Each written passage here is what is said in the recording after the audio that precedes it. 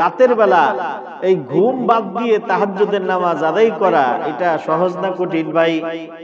এটা কঠিন একটা কাজ, কিন্তু এই কঠিন কাজ যদি কেউ করতে পারে তাহলে তার নফস নিয়ন্ত্রিত হয়ে যাবে, নফসের উপরে দলন এবং মথন হয়ে যাবে, এবং দলন মথনের কারণে সম্পর্ক তৈরি হবে কার সাথে? আল্লাহ তাআলার সাথে।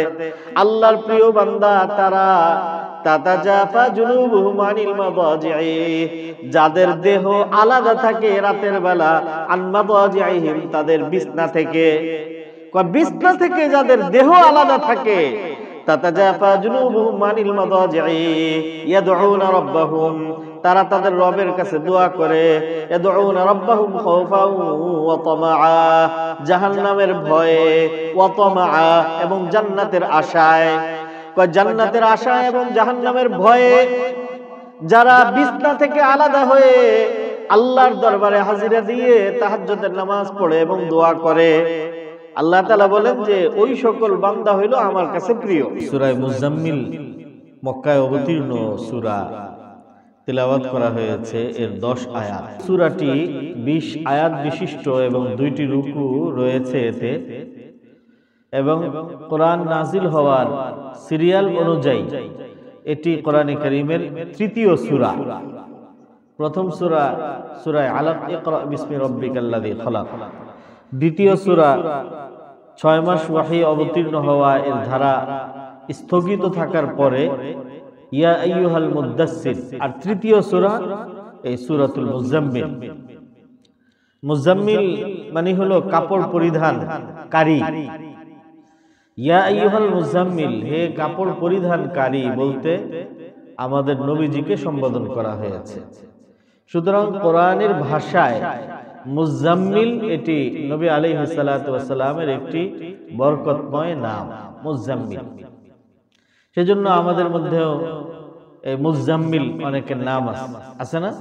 মুজাম্মিল এটা নবীজির নাম কোরআনের ভাষায়। এই সূরার মধ্যে আল্লাহ তাআলা শুরুতে বান্দাকে 5টা উদ্দেশ্যে তাহাজ্জুদ পড়ার নির্দেশ করেছেন। কয়টা উদ্দেশ্যে? 5টা উদ্দেশ্যে তাহাজ্জুদ পড়ার নির্দেশ করেছেন। নবীজিকে করেছেন এবং নবীজির মাধ্যমে নবীজির উম্মতকে করেছেন। এবং তাহাজ্জুদের ক্ষেত্রে আল্লাহ তাআলা এখানে সময় উল্লেখ করেছেন, কত সময় পর্যন্ত তাহাজ্জুদ পড়বে। আল্লাহ তাআলা বলেন ইয়া আইয়ুহাল মুজাম্মিল, হে কাপড় পরিধানকারী, চাদর পরিধানকারী নবী, মনোযোগ দিয়ে শুনুন। নবীকে বলে উম্মতকে দৃষ্টি আকর্ষণ করেছেন, মনোযোগ দিয়ে শুনো।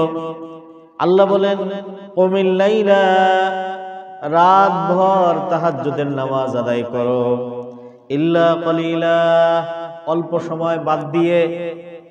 তো রাতের অল্প সময় বাদ দিয়ে বাকি সময় যদি তাহাজ্জুদের নামাজ পড়া হয় তাহলে কি পরিমাণ হবে? রাতের বেশিরভাগ সময় তাহাজ্জুদের নামাজ পড়ো। এখন বেশিরভাগ সময় জুড়ে তাহাজ্জুদের নামাজ আদায় করা এটা সহজ না কঠিন? কঠিন। এজন্য আল্লাহ তাআলা পরের আয়াতে আবার সহজ করে দিয়েছেন, নিসফাহু, রাতের বেশিরভাগ সময় তো পারবে না, তো অর্ধেক ভাগ করো, অর্ধেক তোমার আর অর্ধেক আমার।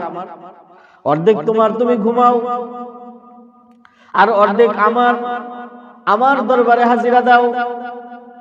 কারণ সূরা ফাতিহার মধ্যে সারাদিন 5 ওয়াক্ত নামাজের প্রত্যেক রাকাতের মধ্যে তুমি পড়ে এসেছো ইয়্যাকা না'বুদু ওয়া ইয়্যাকা নাস্তাঈন, আপনারও ইবাদত করি। এজন্য অর্ধেক তোমার আর অর্ধেক আমার। কিন্তু এই রাতের যদি 6 ঘন্টা রাত হয় তাহলে 3 ঘন্টা নামাজ আর 3 ঘন্টা মানে তাহাজ্জুদ, 3 ঘন্টা ঘুমানো আর 3 ঘন্টা তাহাজ্জুদের নামাজ, এটাও কঠিন। আল্লাহ তাআলা এর পরের অংশে বলেন যে আউইন কুসমিনহু কলিলা, অথবা তার চেয়ে আরেকটু কমায় দাও। আউজিদ আলাইহি, অথবা যদি সম্ভব হয় তাহলে বাড়িয়ে দাও।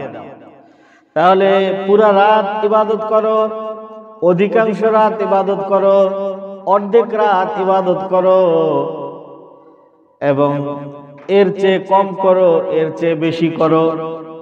অনেকগুলো কন্ডিশন দিয়ে, তার মানে আল্লাহ তাআলা সর্বশেষ যে হুকুমটাকে স্থির করেছেন সেটা হচ্ছে তোমার পক্ষে যতটুকু সম্ভব ততটুকু তুমি আমার দরবারে হাজিরা দাও, তারপরেও দাও।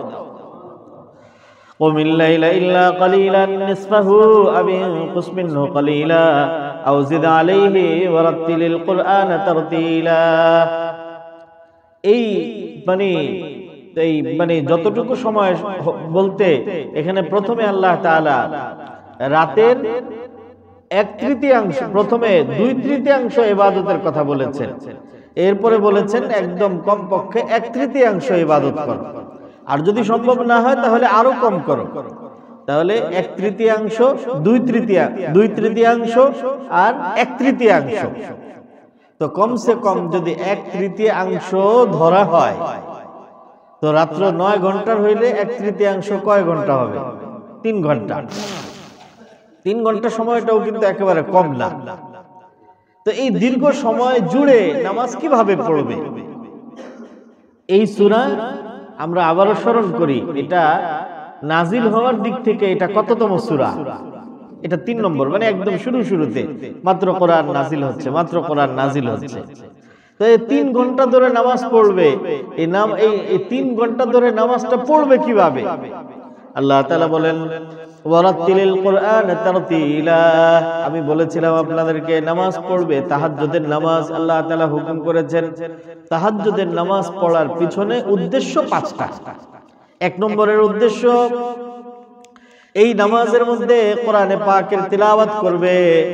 নামাজের মধ্যে কোরআন যে পড়া হয় এটা কি দেখে দেখে পড়া হয় না মুখস্থ পড়া হয়? মুখস্থ পড়তে হয় নামাজের মধ্যে। তো আল্লাহ বলেন এই দীর্ঘ সময় জুড়ে যে নামাজ আদায় করা হবে, মুখস্থ কোরআনে কারীমের তিলাওয়াত করা হবে। তো দীর্ঘ সময় জুড়ে এখন তো কোরআন শরীফ এখনো বেশি নাজিল হয় নাই, তাহলে অল্প মাত্র কয়েকটা সূরা আর আয়াত নাজিল হয়েছে। এই অল্প সূরা আর আয়াত দিয়ে এই দীর্ঘ সময় জুড়ে নামাজ কিভাবে পড়বে? আল্লাহ তাআলা এই প্রশ্নের জবাব দিয়েছেন, ওয়ারাতিলিল কুরআন তারতিলা। অল্প সময় জুড়ে নামাজ আদায়, অল্প সূরা দিয়ে নামাজ পড়বে, কিন্তু দীর্ঘ সময় এভাবে হবে যে নামাজের মধ্যে ইয়ালামুন তাআলামুন দ্রুত এক্সপ্রেস গতিতে নয়, বরং এক একটা আয়াত, এক একটা শব্দ, এক একটা বাক্য, এক একটা জুমলা আলাদা আলাদা করে পড়বে। এভাবে অল্প সূরা হইলেও আস্তে আস্তে পড়ার কারণে এটা দীর্ঘ কিরাত এবং লম্বা সূরার মতো হয়ে যায়। আম্মা জান আয়েশা সিদ্দিকা রাদিয়াল্লাহু তাআলা আনহা বলেন, একজন জিজ্ঞাসা করেছেন ওনার কাছে, কাইফা কানাত সালাতু রাসূলিল্লাহি সাল্লাল্লাহু আলাইহি ওয়াসাল্লাম বিল-লাইল। আম্মা জান বলেন তো দেখি নবীজির রাত্রিকালীন নামাজ কেমন ছিল? হযরত আয়েশা সিদ্দিকা জবাব দিলেন, কানা রাসূলুল্লাহি সাল্লাল্লাহু আলাইহি ওয়াসাল্লাম ইউসাল্লি বিল-লাইলি আরবা'আন ফালা তাসআল আন হুসনিহিন্না ওয়া তুলিহিন্না। কয় নবীজি রাতের বেলা যে নামাজ পড়তেন এমন ভাবে পড়তেন, ফালা তাসআল আন হুসনিহিন্না, কত চমৎকার করে বলতেন তুমি জিজ্ঞাসা করো না, ওয়ালা আন তুলি ফালা তাসআল আন হুসনিহিন্না ওয়া তুলিহিন্না, এবং কত দীর্ঘ করতেন এটাও তুমি জিজ্ঞাসা করো না। তার মানে বড় চমৎকার করে পড়তেন এবং অনেক দীর্ঘ লম্বা সময় নিয়ে রাতের বেলা নামাজ পড়তেন। এই লম্বা সময় কিভাবে হতো? আম্মা জান আয়েশা সিদ্দিকা এর ব্যাখ্যা করেছেন যে নবীজি ছোট্ট একটা সূরা আরম্ভ করতেন, কিন্তু ছোট্ট সূরাটাকে এমন আস্তে আস্তে করে বুঝে শুনে অর্থের মধ্যে চিন্তা করে এবং অর্থের অবগাহনে হারিয়ে গিয়ে এমন ভাবে তিলাওয়াত করতেন যে ওই অল্প সূরা আস্তে আস্তে করে পড়ার কারণে লম্বা সূরা হয়ে যেত। বুঝতেছেন জনাব? তো আমি বলছিলাম আপনাদেরকে মুহতারাম যে রাতের বেলায় একদম ইসলামের শুরুর যুগে নবীজিকে এবং সাহাবায়ে কেরামকে তাহাজ্জুদের হুকুম করিয়েছেন, এটার পিছনে 5টা উদ্দেশ্য ছিল। 1 নম্বরের উদ্দেশ্য, কয়টা উদ্দেশ্য ছিল? 5টা। 1 নম্বরের উদ্দেশ্য ছিল এই যে মাত্র এই দরজাটা লাগাই দিলে মনে হয় ভালো হয়, বাইরে ওরা কি খেলতেছে নাকি আল্লাহ জানে। আল্লাহু আকবার, আস্তাগফিরুল্লাহাল্লাযী লা ইলাহা ইল্লা হুয়াল হাইয়ুল কাইয়্যুম। হ্যাঁ, তো ভাই আমি বলতেছিলাম যে তাহাজ্জুদের নামাজ এর হুকুম করেছেন ইসলামের একদম শুরুতে, মাত্র 3 নম্বর সূরা। তো এটার পিছনে 5টা উদ্দেশ্য ছিল। 1 নম্বরের উদ্দেশ্য যে মাত্র কোরআনে কারীম নাজিল হওয়া আরম্ভ হয়েছে, নামাজের মধ্যে কোরআন পড়তে হয় মুখস্থ। তো তাহাজ্জুদের হুকুম আল্লাহ তাআলা এই জন্য করেছেন যে কোরআন যেমন অল্প অল্প করে নাজিল হচ্ছে, তো কোরআন যেন সাহাবায়ে কেরামের ভালো মুখস্থ হয়ে যায়, এই জন্য তাহাজ্জুদের হুকুম দিয়েছেন। বিষয়টা কি? বিষয়টা হলো দেখেন, ছোটবেলায় কোরআন মুখস্থ করা আর একটু বয়স হইলে কোরআন মুখস্থ করা, বুঝতেছেন আপনারা? ছোটবেলায় কোরআন মুখস্থ করা আর একটু বয়স হইলে কোরআন মুখস্থ করা। ছোটবেলায় কোরআন মুখস্থ করা সহজ, একটু বয়স হইলে কোরআন মুখস্থ করাটা যত বয়স হবে তত কঠিন হবে। তো কোরআন যখন নাজিল হওয়া আরম্ভ হয়েছে, অধিকাংশ সাহাবায়ে কেরামের বয়স তখন বেশ বয়স হয়ে গেছে। ইসলামের একদম প্রথম ইসলাম গ্রহণকারী সাহাবীর নাম হলেন হযরত খাদিজাতুল কুবরা রাদিয়াল্লাহু তাআলা আনহা। নবীজির বয়স যখন 40 বছর, মানে তিনি নবী হয়েছেন। হযরত খাদিজাতুল কুবরা যিনি প্রথম ইসলাম গ্রহণকারী, তার বয়স তখন 55 বছর। হযরত খাদিজা এর পরে ঘরের বাহিরে সর্বপ্রথম ইসলাম আনয়ন করেছেন, সর্বপ্রথম ঈমানের দাওয়াত কবুল করেছেন হযরত আবু বকর সিদ্দিক রাদিয়াল্লাহু তাআলা আনহু। নবী আলাইহিস সালাতু ওয়াস সালামের থেকে তার বয়স মাত্র 2 বছরের বয়সে 2 থেকে 3 বছরের ছোট ছিলেন। তার মানে 40 বছর বয়সে নবীজি নবী হয়েছেন। নবীজির বয়স যখন 40 বছর, আবু বকরের বয়স 37 বছর। হযরত ওমর ইবনুল খাত্তাব রাদিয়াল্লাহু তাআলা আনহু হযরত আবু বকরের চেয়ে 10 বছরের ছোট ছিলেন। তার মানে ইসলাম যাত্রা যখন আরম্ভ হয়েছে, নবীজির বয়স 40 বছর, তো ওমরের বয়স তখন 27 বছর। সবারই তো বয়স হয়ে গেছে। এই বয়স হয়ে গেলে কোরআন মুখস্থ করাটা কঠিন। কোরআন মুখস্থ করার কয়েকটা স্তর আছে। মুখস্থ করে ছাত্ররা অথবা আপনারাও, আমরা যখন কোরআন মুখস্থ করি, তো মুখস্থ করে এই নিজেকে নিজে শোনানো, এটার জন্য মুখস্থ, ভালো মুখস্থ হইতে হয়। ভালো মুখস্থ হইলে এরপরে এটা নিজেকে নিজে শোনানো যায়। কিন্তু এর চেয়ে দ্বিতীয় স্তর হচ্ছে উস্তাদকে, মানে অন্য কাউকে এমনি বসে বসে অন্য কাউকে শোনানো, মানে উস্তাদকে শোনানো। তো নিজেকে নিজে শোনানোর জন্য যে পরিমাণ মুখস্থ করা লাগে, উস্তাদকে শোনাইতে হলে তার চেয়ে আরেকটু বেশি মুখস্থ লাগে। 3 নম্বর স্তর হচ্ছে আপনার নামাজের মধ্যে যদি মুখস্থ করে পড়তে হয়, নামাজের মধ্যে পড়ে শোনানো মানে কাকে শোনানো? আল্লাহকে শোনানো। এটার জন্য আরেকটু বেশি মুখস্থ করা লাগে। অনেক সময় আছে যে নিজে যে আমরা পড়তে পারি, কাউকে শোনাইতেও পারি, কিন্তু নামাজের মধ্যে পড়তে দাঁড়াইলে পেছ লাগে। নতুন নতুন কোন সূরা যদি কেউ মুখস্থ করে নামাজের মধ্যে পড়তে চায়, আর সবচেয়ে বেশি মুখস্থ করা লাগে আল্লাহকে শোনানোর পাশাপাশি যদি মানুষকেও শোনানোর উদ্দেশ্য হয়, অর্থাৎ তারাবির নামাজের মধ্যে আমাদের হাফেজ সাহেবরা যে পড়ে। এই জন্য হাফেজ সাহেবদের অনেকেই আছে যে রুকুর মধ্যে গেলেও তার মাথার মধ্যে ঘুরতে থাকে যে পরের রাকাতে কি পড়বো। সাজদার মধ্যে গেলে অনেক সময় মাথার মধ্যে ঘুরতে থাকে যে পরের রাকাতে কোত্থেকে পড়বে, পৃষ্ঠা শুরুর থেকে না মাঝখানের থেকে কোথায় জানি রেখে আসছিলাম। তাহলে শুধুমাত্র নিজে নিজে মুখস্থ করে শোনানো এটা একটা পর্যায়ে, এর চেয়ে বেশি মুখস্থ লাগে শিক্ষককে শোনাইতে হইলে, এর চেয়ে বেশি মুখস্থ লাগে নামাজের মধ্যে দাঁড়িয়ে আল্লাহকে শোনাতে হলে, এর চেয়েও বেশি মুখস্থ করা লাগে নামাজের মধ্যে আল্লাহর পাশাপাশি যদি মানুষকে শোনাইতে হয়। তাহলে আল্লাহ তাআলা নামাজের মধ্যে দাঁড়িয়ে মুখস্থ কোরআন পড়ার জন্য হুকুম করেছেন, এই জন্য যাতে করে কোরআনটা টাইট করে মুখস্থ হয়। কারণ আমার আলোচনা বুঝে থাকলে আপনারা বুঝবেন যে নামাজের মধ্যে দাঁড়ায় মুখস্থ করার জন্য, নামাজের মধ্যে দাঁড়ায় পড়ার জন্য মুখস্থটা একটু কি হওয়া লাগে? টাইট লাগে। তো এই টাইট মুখস্থের হুকুম কেন করছেন? কারণ সাহাবায়ে কেরাম সবাই কোরআন মুখস্থ করা আরম্ভ করে দিয়েছেন শৈশবে, ছোটকালে না একটু বয়স হওয়ার পরে? বয়স হওয়ার পরে। তাহলে বয়স হওয়ার পরে এমনি মুখস্থ হওয়াটা কঠিন।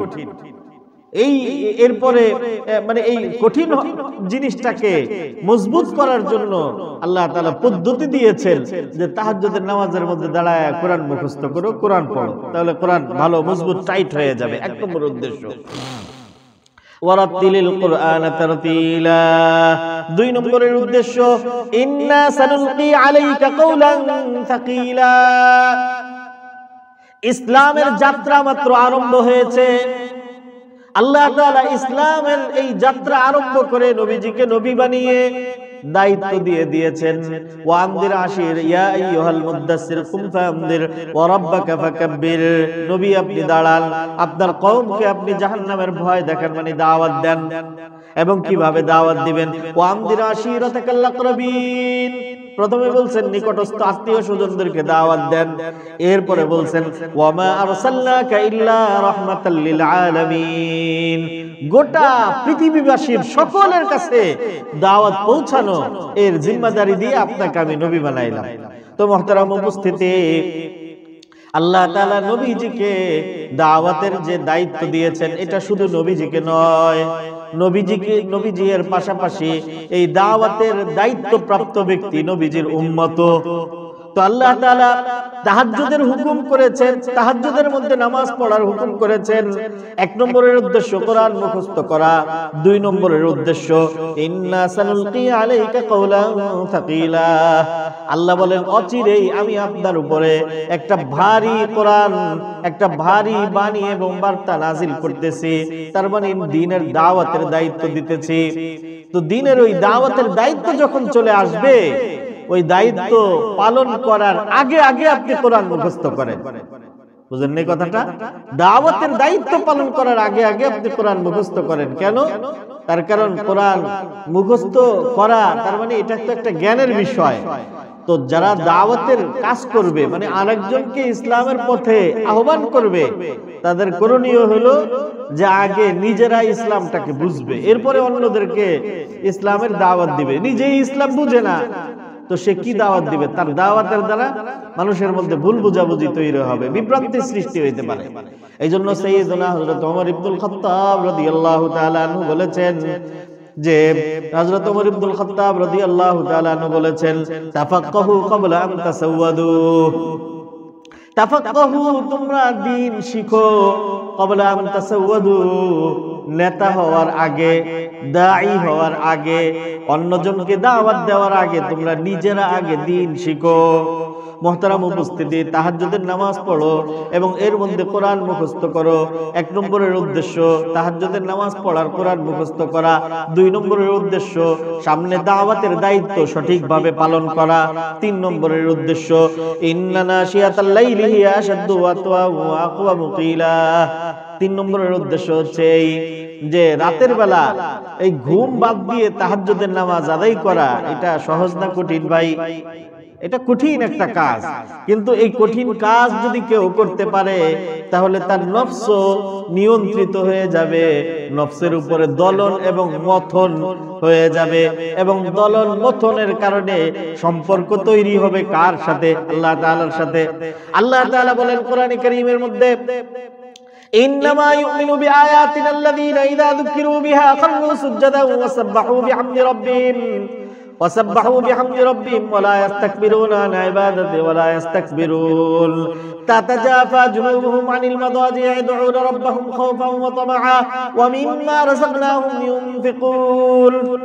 আল্লাহর প্রিয় বান্দা তারা তাতাজাফা জুনুবুহুম আনিল মাদাজি'i, যাদের দেহ আলাদা থাকে রাতের বেলা, আন মাদাজি'হিম তাদের বিছনা থেকে, বিছনা থেকে যাদের দেহ আলাদা থাকে, তাতাজাফা জুনুবুহুম আনিল মাদাজি'i ইয়াদউনা রাব্বাহুম, তারা তাদের রবের কাছে দোয়া করে, ইয়াদউনা রাব্বাহুম খাওফান ওয়া তামাআ, জাহান্নামের ভয়ে, ওয়া তামাআ এবং জান্নাতের আশায়। জান্নাতের আশায় এবং জাহান্নামের ভয়ে যারা বিছনা থেকে আলাদা হয়ে আল্লাহর দরবারে হাজিরা দিয়ে তাহাজ্জুদের নামাজ পড়ে এবং দোয়া করে, আল্লাহ তাআলা বলেন যে ওই সকল বান্দা হইলো আমার কাছে প্রিয়। সূরা ফুরকানের মধ্যে আল্লাহ তাআলা এক আয়াতের মধ্যে বলেছেন আল্লাহর প্রিয় কারা। আল্লাহ তাআলা বলেন যাদের মধ্যে 13টা গুণ পাওয়া যাবে তারা আমার কাছে প্রিয়। কয়টা গুণ? 13টা গুণ। 13টা গুণ বলার সময় নাই, শুধু প্রথম দুইটা যেখানে এই আলোচনাটা আছে। আল্লাহ তাআলা বলেন ওয়া ইবাদুর রাহমানিল্লাযীনা ইয়ামশুনা আলাল আরদি হাওনা ওয়া ইযা খাতাবাহুমুল জাহিলুনা ক্বালু সালামা ওয়াল্লাযীনা ইয়াবিতুনা লিরাব্বিহিম সুজদান ওয়া কিয়ামা। আল্লাহর প্রিয়, রহমানের প্রিয় হচ্ছে তারা। ওয়া ইবাদুর রহমান আল্লাযীনা ইয়ামশুনা আলাল আরদি হাওনা, যারা পৃথিবীতে চলে নম্রতার সাথে চলে, অহংকার করে চলে না। সুতরাং অহংকারী আল্লাহ তাআলার কাছে প্রিয় নয়, আল্লাহর অপছন্দনীয়। যাদের মধ্যে অহংকারের পরিবর্তে বিনয় আছে, বিনয় সহকারে জীবন যাপন করে, আল্লাহ বলেন যে আমি তাদেরকে মহব্বত করি। আল্লাহ তাআলা আমাদেরকে বিনয় অবলম্বন করার তৌফিক দান করুন, বলেন আমিন। হাদিসের মধ্যে নবীজি বলেন মান তাওয়াযা লিল্লাহ রাফাহুল্লাহ, যে আল্লাহর জন্য ছোট হবে, কয় দুনিয়ার মানুষের চোখে আল্লাহ তাআলা বড় বানায় দিবেন তাকে। আল্লাহর জন্য ছোট হবে তো বড় বানায় দিবেন কে? আল্লাহ। মান তাওয়াযা লিল্লাহ রাফাহুল্লাহ। তো আল্লাহর প্রিয় বান্দাদের 1 নম্বরের গুণ হচ্ছে তাওয়াজু, বিনয় এবং নম্রতা। 2 নম্বরের গুণ ওয়া ইবাদুর রাহমানিল্লাযীনা ইয়ামশুনা আলাল আরদি হাওনা ওয়া ইযা খাতাবাহুমুল জাহিলুনা ক্বালু সালামা। যারা তর্ক বিতর্ক করে না, যদি কেউ তর্কে তার সাথে গায়ে পড়ে তর্ক করে, তারপরেও সে বলে যে ভাই আমি আসসালামু আলাইকুম, আপনার সাথে আমি কথা বাড়াইতে পারবো না, এটা আল্লাহর প্রিয় বান্দা হওয়ার দ্বিতীয় গুণ। 3 নম্বরের গুণ ওয়াল্লাযীনা ইয়াবিতুনা লিরাব্বিহিম সুজদান ওয়া কিয়ামা, যারা রাত্রি যাপন করে এই অবস্থাতে সুজদান সাজদা করে, ওয়া কিয়ামা দাঁড়ায় দাঁড়ায় নামাজ আদায় করে। তার মানে রাতের বেলা যারা তাহাজ্জুদের নামাজ আদায় করে তাদেরকে মহব্বত আর ভালোবাসেন কে? আল্লাহ। 3 নম্বর গুণ। তো এইভাবে ওই আয়াতের মধ্যে 13টা গুণ আছে, আগে এই বিষয়ে আলোচনা হয়েছে।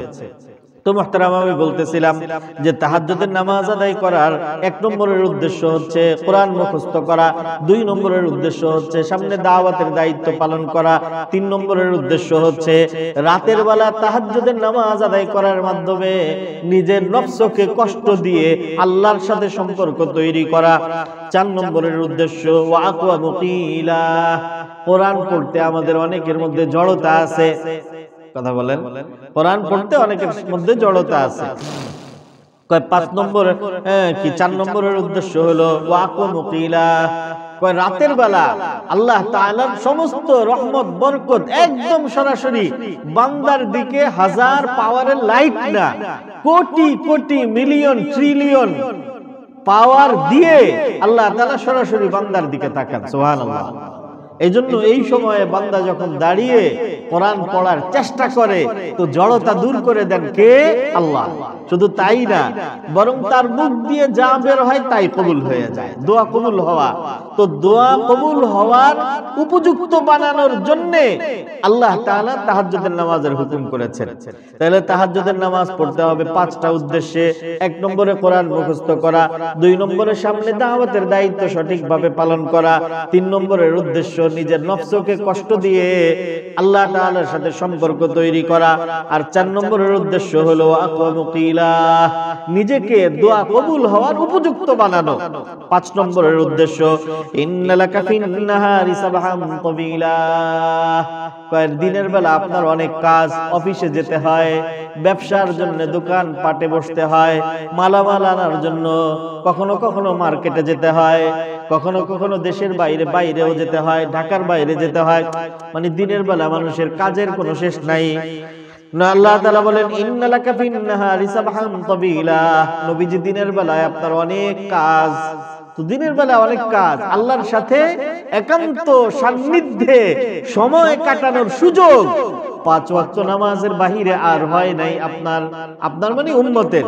তো এই জন্য রাত হিন্দিতে একটা কথা বলে, উর্দুতে একটা কথা বলে, রাত আপনি হতি হ্যায়, রাত নিজের মতো করে কাটানোর। তো নিজের মতো করে কাটানোর এই রাত্রকে আপনি আল্লাহর সাথে সম্পর্ক তৈরি করার জন্য আপনি তাহাজ্জুদের নামাজের মধ্যে দাঁড়ায় যান। এই 5টা উদ্দেশ্যে আল্লাহ তাআলা তাহাজ্জুদের হুকুম করেছেন। আমি আবারও বলছি, 1 নম্বরে কোরআন মুখস্থ করা, 2 নম্বরে দাওয়াতের দায়িত্ব সঠিকভাবে পালন করা, 3 নম্বরে নিজের নফসকে কষ্ট দিয়ে আল্লাহ তাআলার সাথে সম্পর্ক তৈরি করা, 4 নম্বরে নিজেকে ওয়াকওয়ামুকিলা দোয়ার উপযুক্ত, দোয়া কবুলের উপযুক্ত বানানো, দোয়া কবুলের উপযুক্ত বানানো, আর 5 নম্বরে দিনের ব্যস্ততার কারণে যেহেতু সময় বের করা কঠিন হয়ে যায়, এই জন্য রাতের নির্জনে আল্লাহ তাআলার দরবারে হাজির হয়ে আল্লাহ তাআলার সাথে বিশেষ প্রেম, ভালোবাসা এবং মহব্বতের সম্পর্ক নিবেদন করার চেষ্টা করা। আল্লাহ তাআলা আমাদেরকে তৌফিক দান করুন, বলেন আমিন। আল্লাহু আকবার। এক ব্যক্তি হযরতে হাসান বসরি রাহমাতুল্লাহি আলাইহি জিজ্ঞাসা করেছেন, মা বালুল মুতাহাজ্জিদিনা আহসানুন নাসি ওয়াজহা। যারা তাহাজ্জুদ পড়ে দেখা যায় যে পুরা সমাজের মধ্যে তাদের চেহারার মধ্যে এক ধরনের একটা বিশেষ নূর চমকাইতে থাকে। কথা বলেন ভাই, তাহাজ্জুদ গুজার মানুষের চেহারার মধ্যে এক ধরনের একটা নূর চমকাইতে থাকে। হযরত হাসান বসরি রাহমাতুল্লাহি আলাইহি জিজ্ঞাসা করলেন, মা বালুল মুতাহাজ্জিদিনা আহসানুন নাসি ওয়াজহা। তাহাজ্জুদ গুজার বান্দার চেহারা আলোকময় কেন হয়? হযরত হাসান বসরি রাহমাতুল্লাহি আলাইহি জবাব দিলেন, লিআন্নাহুম খালাউ বিররহমান ফাআলবাসাহুম নূরাম মিন নূরিহি।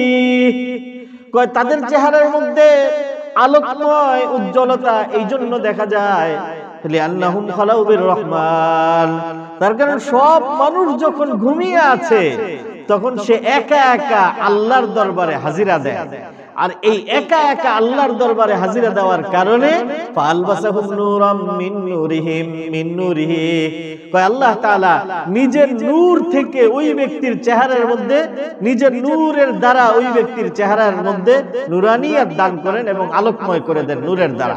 এই জন্য তাহাজ্জুদ গুজার মানুষের চেহারার মধ্যে এক ধরনের একটা নূর থাকে। কোরআনে পাকের মধ্যে আল্লাহ তাআলা সাহাবীদের প্রশংসা করেছেন কিভাবে দেখেন। আল্লাহ তাআলা সূরা ফাতহের মধ্যে বলেন, মুহাম্মাদুর রাসূলুল্লাহ, মুহাম্মদ সাল্লাল্লাহু আলাইহি ওয়াসাল্লাম কার রাসূল? আল্লাহর রাসূল মুহাম্মাদুর রাসূলুল্লাহ। এবার মুহাম্মাদের গোলাম এবং সাহাবীদের প্রশংসা আল্লাহ বলেন, ওয়াল্লাযীনা মাহু আশিদ্দাউ আলাল কুফারি রুহামাউ বাইনাহুম তারাহুম রুকআন সুজদান ইয়াবতাগুনা ফাদলাম মিনাল্লাহি ওয়া রিদওয়ানা সীমাহুম ফি ওয়ুজুহিহিম মিন আসারিস সুজুদ। মুহাম্মাদুর রাসূলুল্লাহ ওয়াল্লাযীনা মাহু আশিদ্দাউ আলাল কুফার, কয় মুহাম্মাদের সাথী এবং গোলামরা তাদের বিরোধী কাফেরদের জন্য তারা শক্ত, কাফেরদের মোকাবেলায় এরা একদম শক্ত। কাফেররা, কাফের এবং মুশরিকরা যদি তারা কোনো ধরনের কথা বলে তাহলে তাদেরকে ছাড় দিয়ে কথা বলে না, একদম চোখে চোখ রেখে কথা বলে। যদি ফেনীর কথা বলে তাহলে মুহাম্মাদের গোলামরা তাদেরকে আগরতলা আর শিলিগুড়ির কথা স্মরণ করায় দেয়। কথা বলেন না কেন? এটা মুহাম্মাদের গোলামের পরিচয় দিয়েছেন আল্লাহ তাআলা কোরআনের মধ্যে। আশিদ্দাউ আলাল কুফার রুহামাউ বাইনাহুম, কিন্তু নিজেদের মধ্যে এক উম্মতে মুহাম্মাদি, এক মুসলমান আরেক মুসলমানের উপরে দয়া প্রবশ, নিজেদের মধ্যে মহব্বতের সম্পর্ক রাখে। আশিদ্দাউ আলাল কুফারি রুহামাউ বাইনাহুম তারাহুম রুকআন সুজদান ইয়াবতাগুনা ফাদলাম মিনাল্লাহি ওয়া রিদওয়ানা। নবীজি আপনি দেখবেন যে তারা নামাজের মাধ্যমে আল্লাহ তাআলার কাছ থেকে আল্লাহ তাআলার সন্তুষ্টি চায়, আর সীমাহুম ফি ওয়ুজুহিহিম মিন আসারিস সুজুদ, বেশি বেশি সাজদা করার কারণে, বেশি বেশি তাহাজ্জুদের নামাজ পড়ার কারণে সীমাহুম তাদের চেহারার মধ্যে এক ধরনের একটা আলো ফুটে ওঠে। এটা মুহাম্মাদের গোলাম এবং উম্মতে মুহাম্মাদিয়ার বৈশিষ্ট্য। আল্লাহ তাআলা আমাদেরকে দান করুন, বলেন আমিন। তৌফিক দান করুন, বলেন আমিন। বলছিলাম মুহতারাম উপস্থিতি, হযরত হাসান বসরি রাহমাতুল্লাহি আলাইহির কথা। বুজুর্গানে দিন বলেন যে তাহাজ্জুদের মাধ্যমে যেভাবে আল্লাহ তাআলার সাথে সম্পর্ক তৈরি হয়, পাশাপাশি এটার মধ্যে একটা গভীর তাৎপর্য আছে। তাৎপর্য হলো এই যে কখনো নিজেকে নিয়ে আমাদের চিন্তা করা উচিত যে আসলে আমি মানে তাহাজ্জুদের নামাজ পড়া, অমুকে শুনি এত এত রাকাত পড়ে অথবা প্রতিদিন পড়ে, কিন্তু আমি কেন পড়তে পারি না? আমি কি কখনো জিজ্ঞাসা করছি আমার নিজেকে? অথবা কখনো কি আমি এইটার কারণ বের করার চেষ্টা করেছি? করি নাই। এক বুজুর্গ আরেকজনকে জিজ্ঞাসা করছেন যে আমার তাহাজ্জুদের তৌফিক হয় না কেন, বা তাহাজ্জুদের তৌফিক নষ্ট হয় কিভাবে? তো উনি জবাব দিবেন যে লা তাসিহি বিন নাহার ফাহুয়া ইউকিমুকা বিল লাইলি বাইনা ইয়াদাই। সুবহানাল্লাহ বলেন। কয় লা তাসিহি বিন নাহার, দিনের বেলায় তুমি আল্লাহর নাফরমানি করা ছেড়ে দাও, ফাহুয়া ইউকিমুকা বিল লাইলি বাইনা ইয়াদাই, তাহলে রাতের বেলা আল্লাহ তোমাকে তার দরবারে হাজির করার তৌফিক দিবেন, হাজির হওয়ার তৌফিক দিবেন। তাহলে তাহাজ্জুদের তৌফিক নষ্ট হয় আল্লাহ তাআলার নাফরমানি এবং গুনাহের কারণে। সুতরাং আমরা, এটা বড় চিন্তার বিষয়, একটা মানদণ্ড এটা, যে আমি তাহাজ্জুদের নামাজ কেন পড়তে পারতেছি না, তাহলে বুঝতে হবে যে আমার দিন হয়তো গুনাহের মাধ্যমে অতিবাহিত হয়। আর যাদের দিন অতিবাহিত হয় গুনাহের মাধ্যমে, আল্লাহ তাআলা চান না যে ওই বান্দা রাতের বিশেষ নির্জন মুহূর্তে আল্লাহ তাআলার দরবারে হাজির হোক। বিশেষ মুহূর্তগুলোতে মানুষ কাকে চায় বলে? মানে যদু বধু যে কাউকে চায়, নাকি বিশেষ মুহূর্তগুলোতে বিশেষ প্রিয়জনদেরকে চায়? তো এই বিশেষ মানে রাতের বেলা আমরা মনে করি যে ঘুম ভাঙ্গে নাই, ঘুমটা গভীর। আসলে ঘুম ভাঙ্গে নাই, ঘুম গভীর এটা নয়, বরং আল্লাহ তাআলা ফেরেশতাদেরকে পাঠান রাতের বেলায়, এবং কিছু কিছু মানুষকে গিয়ে ফেরেশতারা ডেকে তুলে, এই উঠো উঠো, তাহাজ্জুদের সময় হয়ে গেছে। আর কিছু কিছু মানুষের ক্ষেত্রে আল্লাহ তাআলা ফেরেশতাদেরকে নিযুক্ত করে দেন যে ও যেন ঘুমায় থাকে, ও যেন আমার সামনে না আসে, কারণ এটা দেখলেই আমার রাগ ওঠে। আমার এরকম হয় না মানুষের মধ্যে এরকম অবস্থা, যাকে আমরা দেখতে পারি না, তার চলন বাঁকা। তাহলে মানুষ যাকে দেখতে চায় না বলে যে এই তুই আমার সামনে আসিস না।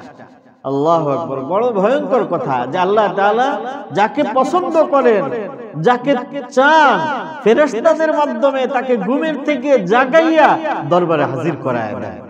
আর যাকে অপছন্দ করেন, ফেরেশতাদের মাধ্যমে তাকে ঘুম পাড়ায় রাখে, যে তোর আসার দরকার নেই, তোর দেখলে আমার রাগ ওঠে। তাহলে আমরা কি আল্লাহর রাগ ওঠা বান্দা হতে চাই না আল্লাহর প্রিয় বান্দা হতে চাই? আল্লাহ তাআলার প্রিয় বান্দাদের পরিচয় হচ্ছে এই তাহাজ্জুদের নামাজের মধ্যে যারা রাত্র অতিবাহিত করে, আর তাহাজ্জুদের তৌফিক হয় যারা দিনের বেলা গুনাহ ছেড়ে দেয়। সুতরাং যদি তাহাজ্জুদের তৌফিক পেতে হয়, তাহলে দিনের বেলায় আমাদেরকে গুনাহ বর্জন করতে হবে। আল্লাহ তাআলা আমাদেরকে তৌফিক দান করুন, আমিন। ইন্নালাকা ফিন নাহারি সাবহাম তাওয়িলা ওয়াজকুর ইসমা। তাহাজ্জুদের নামাজ নবী আলাইহিস সালাতু ওয়াস সালাম কয় রাকাত পড়তেন, এবং তাহাজ্জুদের নামাজের মধ্যে কি দোয়া করতেন, এটা একটা গুরুত্বপূর্ণ বিষয়। তো নবীজির তাহাজ্জুদের নামাজ কখনো কখনো রাতের প্রথম প্রহরে হতো, কখনো কখনো রাতের শেষ প্রহরে হতো, এবং জীবনের শেষের দিকে তিনি রাতের শেষ প্রহরে তাহাজ্জুদের নামাজ আদায় করেছেন। প্রথম প্রহরে যদি তাহাজ্জুদের নামাজ আদায় করতেন, তাহলে নবী আলাইহিস সালাতু ওয়াস সালাম ওই নামাজ পড়তেন 8 রাকাত। আর শেষ প্রহরে যদি পড়তেন, তাহলে তিনি নামাজ পড়তেন 12 রাকাত। পরবর্তীতে মুহাদ্দিসিনে কেরাম এটাকে একটু নাম ভিন্ন ভিন্ন করে দিয়েছেন। প্রথম প্রহরে যে তাহাজ্জুদের নামাজ পড়তেন, ওই তাহাজ্জুদের নাম হলো কিয়ামুল লাইল। আর শেষ প্রহরে যে তাহাজ্জুদের নামাজ পড়তেন, ওই তাহাজ্জুদের নাম হলো বাস তাহাজ্জুদ। তাহলে প্রথম প্রহরে পড়লে কিয়ামুল লাইল, আর শেষ প্রহরে পড়লে তাহাজ্জুদ। এবং প্রথম প্রহরে নবীজি পড়তেন কয় রাকাত? 8 রাকাত। আর শেষ প্রহরে পড়তেন নবীজি 12 রাকাত। আরেকটা পার্থক্য 3 নম্বর, প্রথম প্রহরে যে 8 রাকাত পড়তেন, এই 8 রাকাত পড়ার নিয়ম ছিল 4 রাকাত 4 রাকাত, মানে এক সালামে 4 রাকাত এবং আরেক সালামে 4 রাকাত, 2 সালামে 8 রাকাত। আর যেমন ওই যে আম্মা জান আয়েশা সিদ্দিকা রাদিয়াল্লাহু তাআলা আনহা, মুসলিম শরীফের হাদিসের মধ্যে এসেছে, আনা আয়েশা রাদিয়াল্লাহু তাআলা আনহা সুইলাত কাইফা কানাত সালাতু রাসূলিল্লাহি সাল্লাল্লাহু আলাইহি ওয়াসাল্লাম বিল লাইল, নবীজির রাত্রিকালীন নামাজ কেমন ছিল? জবাব দিলেন আম্মা জান আয়েশা সিদ্দিকা, কানা রাসূলুল্লাহি সাল্লাল্লাহু আলাইহি ওয়াসাল্লাম ইউসাল্লি আরবাআন, নবীজি রাতের বেলা 4 রাকাত নামাজ পড়তেন এক সালামে, লম্বা করে পড়তেন, বড় চমৎকার করে পড়তেন। ফালা তাসআল আন হুসনিহিন্না ওয়া তুলিহিন্না থুম্মা ইউসাল্লি আরবাআন, ফালা তাসআল আন হুসনিহিন্না ওয়া তুলিহিন্না, আবারও 4 রাকাত পড়তেন, বড় চমৎকার করে পড়তেন এবং দীর্ঘ করে পড়তেন। তাহলে প্রথম প্রহরের এই কিয়ামুল লাইল নামক তাহাজ্জুদের নামাজ 2 রাকাত 2 রাকাত না 4 রাকাত 4 রাকাত 4 রাকাত 4 রাকাত, একদম স্পষ্ট হাদিস। আর শেষ প্রহরে নবীজি যে তাহাজ্জুদের নামাজ পড়েছেন ওইটা 2 রাকাত করে পড়েছেন এবং 12 রাকাত পড়েছেন।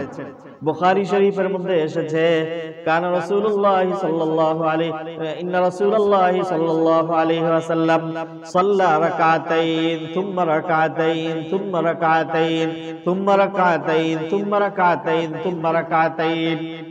নবীজি নামাজ পড়েছেন 2 রাকাত, অতঃপর 2 রাকাত, অতঃপর 2 রাকাত, অতঃপর 2 রাকাত, অতঃপর 2 রাকাত, অতঃপর 2 রাকাত। কয় রাকাত? 12 রাকাত। সুম্মা আওতারা, 12 রাকাত পড়ার পরে এরপরে বিতরের নামাজ পড়েছেন। এবং নিয়ম এটাই যে উম্মত তাহাজ্জুদের নামাজ পড়বে আর তাহাজ্জুদের নামাজের পরে বিতরের নামাজ পড়বে। কেন?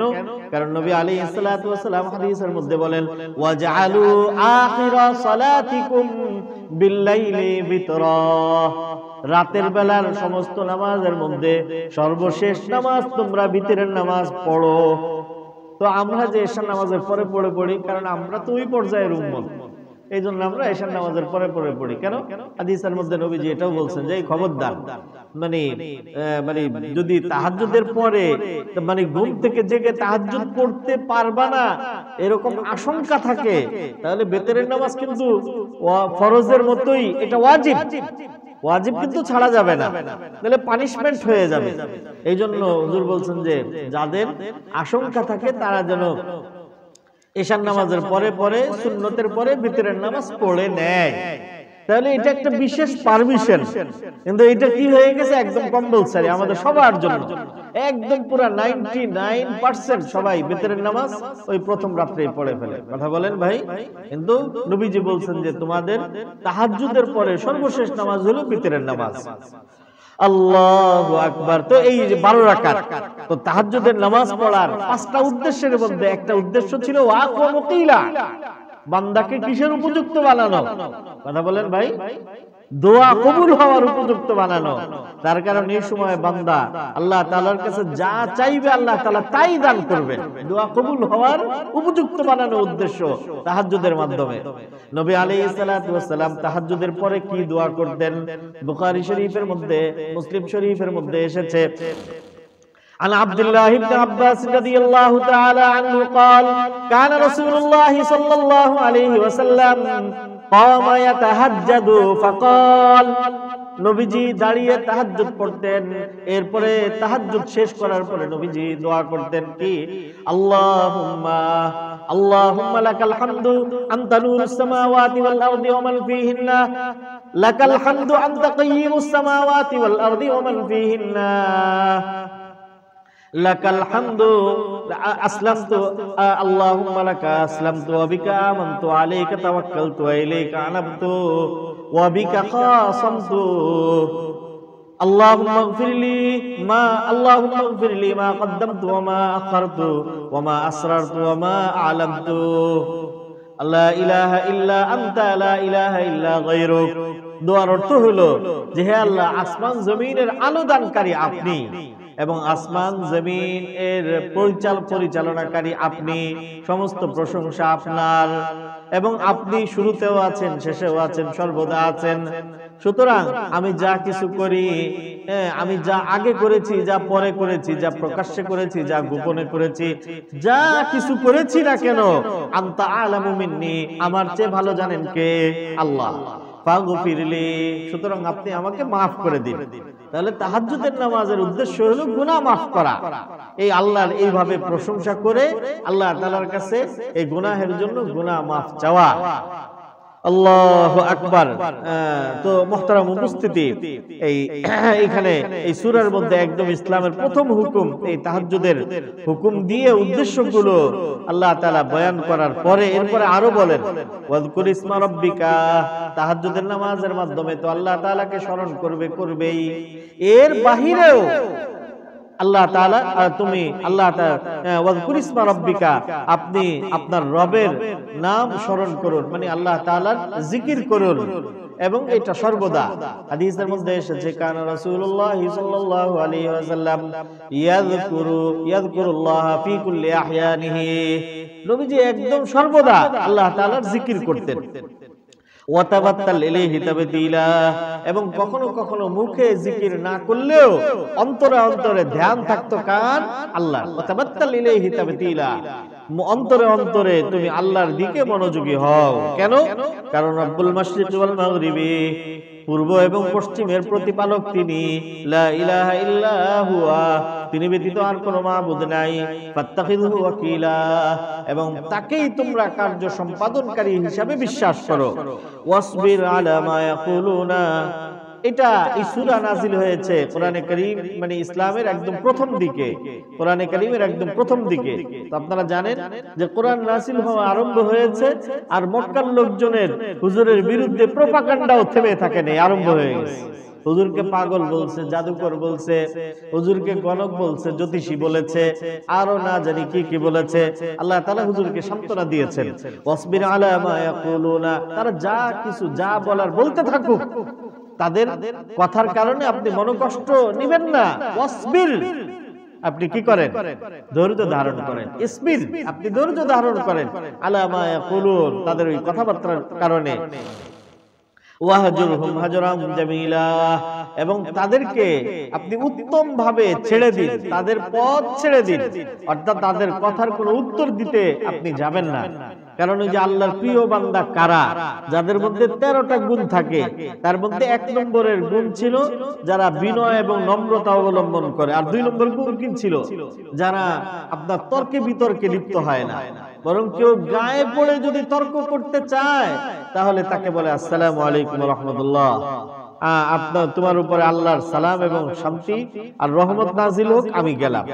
তো নবীজিকেও আল্লাহ তাআলা একদম ইসলামের শুরুতেই তাদেরকে এই ব্যাপারে হুকুম করেছেন, ওয়াহজুরহুম হাজরান জামিলা, আপনি তাদেরকে তাদের মতো করে ছেড়ে দিন, তাদের বাদ প্রতিবাদ এবং তাদের কথার উত্তর দেওয়ার প্রয়োজন নাই। মানুষ যদি এই তর্ক বিতর্ক করা ছেড়ে দিত এবং কথার প্রতি উত্তর দেওয়া ছেড়ে দিত, কথার প্রতি উত্তর দিলে কি হয়, মানুষের কাছে একটু ভালো লাগে, মনে হয় যে আমি জিতে আসছি। এই জিতে আসার প্রবণতা মানুষ যদি পরিহার করতে পারত, তাহলে পুরা সমাজ একটা জান্নাতি সমাজ হয়ে যেত। সবাই যদি যার যার জায়গা থেকে চিন্তা করত যে আমার এই কথার উত্তর দিয়ে আমার জিতে আসার দরকার নাই, বাস কথা এখানে স্টপ, তাহলে আর মানুষের মধ্যে মানে অনেক রেষারেষি এবং অনেক ঝগড়া এবং অনেক অন্তর দ্বন্দ্ব এবং কলহ, এটা এমনি অপনোদিত হয়ে যেত। আল্লাহ তাআলা এই বিষয়গুলোর কে বোঝার এবং এগুলির উপরে আমল করার আমাদেরকে তৌফিক দান করুন। আমিন। ওয়া আখির দাওয়ানা আলহামদুলিল্লাহি রাব্বিল আলামিন।